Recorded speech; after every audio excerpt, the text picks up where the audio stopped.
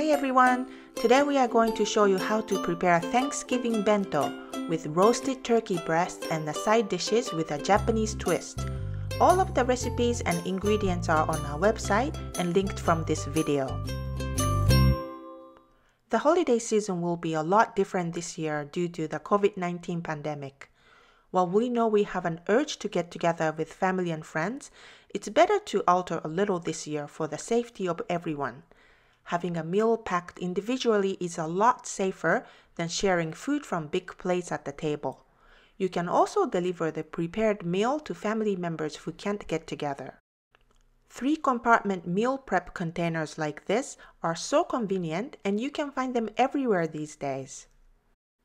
This is mame gohan, steamed rice with green peas, but any other starch such as mashed potatoes or stuffing will work too.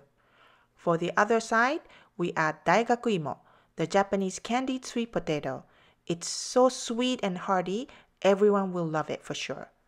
In the main compartment, place a couple of leaves of lettuce, blanched green beans, and tomatoes, or any vegetable of your choice.